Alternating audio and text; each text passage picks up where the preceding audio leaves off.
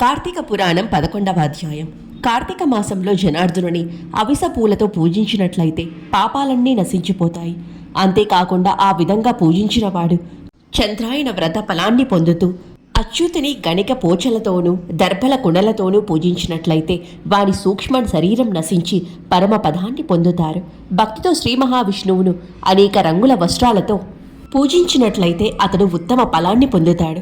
కార్తీక మాసంలో స్నానం ఆచరించి దీపతోరణాలతో అర్చించినను పురాణాన్ని విన్నప్పటికీ వినిపించినప్పటికీ ఎటువంటి కలుషాలైనా కరిగిపోతాయి. ఇందుకు సంబంధించిన ఒక ఇతిహాసం ఉంది. ఈ కథ పాతకాల బూకార్చి ఆశ్చర్యం కలిగే విధంగా ఆయురారోగ్యాలను పెంపొందిస్తుంది. ఒకానొకప్పుడు కళింగ దేశంలో మందరుడు అనే బ్రాహ్మణుడు ఉండేవాడు. అతని అదృష్టం వల్ల అన్ని శుభలక్షణాలు పతిభక్తి కల సుశీల అతని భార్యగా ఉంది.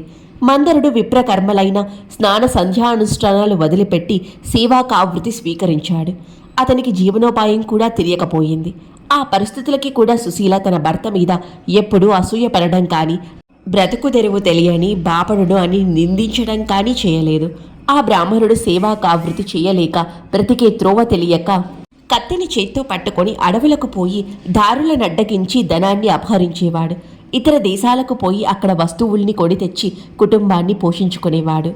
మందరుడు ఒకనాడు అడవిలో బాటసారి అయిన ఒక బ్రాహ్మణుని పట్టుకొని వారిని ఒక మర్రి చెట్టునకు కట్టివేసి అతని వద్దనున్న ధనాన్ని లాగుకున్నాడు. ఇది చూస్తున్న ధర్మాత్ముడైన బోయవాడు కత్తితో ఇద్దరినీ చంపి ఆ ధనాన్ని తాను తీసుకున్నాడు. ఇంతలో గుహలో నిద్రపోతున్న పులి గుహలో నుండి వెలుపలికి వచ్చి ఆ బోయవాని మీద పడింది. బోయవాడు కోపంతో ఆ వ్యాఘ్రాన్ని చంపి తాను కూడా ఆ పులి వల్లనే చనిపోయాడు. ఈ విధంగా బ్రాహ్మణులిద్దరూ ఒక వంక బోయవాడు, పులి ఒక పక్క చనిపోవడం, ఇంతలో యమదూతలు వచ్చి ఆ 4 జీవాల్ని తీసుకుపోవడం జరిగింది. వాళ్ళు చేసుకున్న కర్మ ఫలితంగా కాలమాత్రమనే ఈ నరకంలో అనేక రకాలైన బాధల్ని అనుభవించారు. అనేక పాపాల గూడి దుఃఖాన్ని తప్తులై ఉన్న ఆ బ్రాహ్మణుల్ని మహాభీతిని కరిగించే కాను చీకటితో కూడినది, తలతలా కాగుతున్న రక్తంతో నిండి క్రిమి కీటకాలతో కూడినది అయిన అమేధ్య భరితమును అయిన ఒక కూపంలో యమభటులు త్రోసివేశారు. ఆ విధంగా బాధలు పొందుతూ ఉన్న మందరుని భార్య అయిన సుశీల సదాచార పారాయణులైన తన ధర్మాన్ని విడిచిపెట్టకుండా నియమంగా పాటిస్తూ విష్ణుభక్తి పారాయణురాలై సజ్జనులతో గోష్ఠి జరుపుతూ వారి మూలంగా అన్ని ధర్మాలు తెలుసుకుంటూ పతిభక్తి వదలకుండా కాలం గడుపుతోంది. ఆమె అదృష్టం వలన ఒకనాడు ఆమె ఇంటికి ఒక సన్యాసి వచ్చాడు. అతను సర్వదా విష్ణువునే పూజిస్తూ విష్ణుభక్తి వలన శరీరం పులకెత్తగా శ్రీమన్నారాయణ్ణి నామస్మరణ పూర్వకంగా నృత్యం చేస్తూ విష్ణుభక్తి అనే అమృతాన్ని గ్రోలుతూ సకల ప్రాణుల యందు మాధవుణ్ణి చూస్తూ కన్నులతో ఆనంద బాష్పాలు రాలుస్తూ తన్మయత్వం పొందుతూ ఉండేవాడు. ఆ సన్యాసికి సుశీల ఆర్ఘ్యపాద్యాదులిచ్చి ఆదరించి భిక్షనొసంగి, స్వామి, తమ రాక నా ఇంట గృహస్థులకు అరుదు కదా, మా వారు ఇంట లేరు. నేనొకతినే అతన్ని ధ్యానిస్తూ ఒంటరిగా కాలం గడుపుతున్నాను అంది. ఆమె మాటలు విన్న యోగి, అమ్మ, సాయంకాలం విష్ణు భగవానుడి మ్రోల పురాణం చదవాలి. నేను తీసుకుని వస్తాను. ఒత్తి ఒకటి చేసివ్వు. నేడు కార్తీక పౌర్ణమి. ఈ వేళ దీపదానం మొదలైన వాటిని చేసిన వారి పుణ్యం అపారం అని చెప్పాడు. సుశీల యోగి చెప్పిన మాటలకెంతో సంతోషించి ఇల్లు ఆవు పేడతో అలికి స్వస్తికము, సర్వతో భద్రము మొదలైన ముగ్గులు పెట్టి ప్రతి చక్కా పెట్టి 2 వత్తులు వేసి ఆ సన్యాసి తెచ్చిన తైలంతో శ్రీమన్నారాయణునకు దీపారాధన గావించింది. దీపపు ప్రమిదను వత్తిని చూచి తాను సంతోషపడుతూ ఉండగా ఆ యోగి అక్కడ విష్ణువును పూజించి ఆత్మ పరిశుద్ధికి పురాణం చదువుతూ ఉన్నాడు. తర్వాత సుశీల ఇంటికి పోయి అందరినీ పిలుచుకొని వచ్చింది. వచ్చిన వారితో కూడా తాను ఏకాగ్రత చిత్తంతో పురాణం వింది. తర్వాత ఆ యతి తాను వచ్చిన త్రావుకు వేరొక గ్రామం వెళ్ళిపోయాడు. సుశీల భగవద్ధ్యానం చేత తత్వజ్ఞానం వలన ఏ పాపాలు లేకుండా మరణించింది. అప్పుడు 4 చేతులతో తాంబూలం పోలు కన్నులతోనూ పీతాంబరధారులై శంఖ చక్ర గదాయుధాలు ధరించిన వారై కమలాల వంటి శరీర ఛాయ కలవారై సూర్యుని వలె తేజస్సు కలిగియున్న విష్ణుదూతలు దివ్య విమానం మీద ఎక్కి వచ్చారు.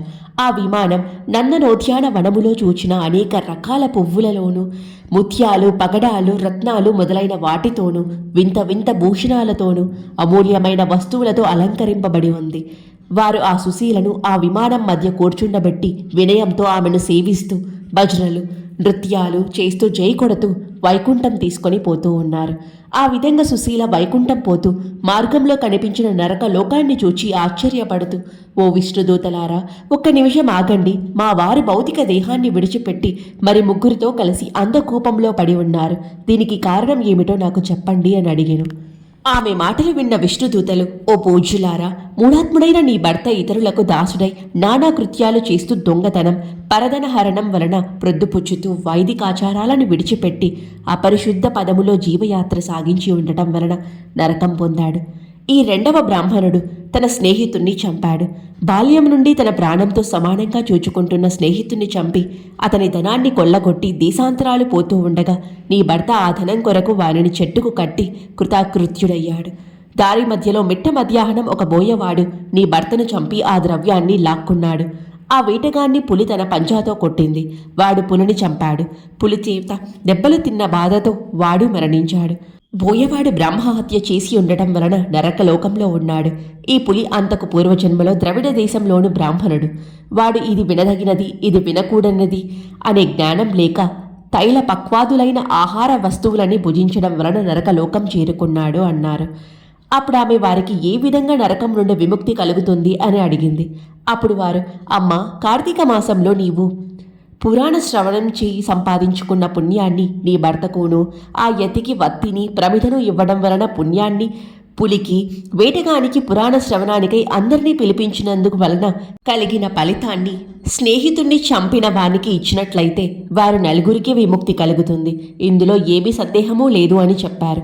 సుశీల ఆశ్చర్యపడి వారి విముక్తి కోరుకొని ఉదాత్తంగా ఆ ఫలితాన్ని వారికి దారపోయగాని వారు నరకాన్నుంచి విముక్తి పొంది విమానాన్ని ఎక్కి ఆమెను పొగుడుతూ వైకుంఠం చేరుకున్నారు. వారందరూ జ్ఞానగమ్యుడైన విష్ణువు యొక్క పదము పొందారు. అందువలన కార్తీక మాసంలో పురాణ శ్రవణము చేసేవారు వైకుంఠం పొందుతారు. ఈ దివ్యమైన చరిత్ర విన్న వారికి కర్మత్రయాలైన కాయిక, వాచిక, మానసికాలుగా సంపాదించుకున్న పాపాలన్నీ వెంటనే నశించిపోతాయి.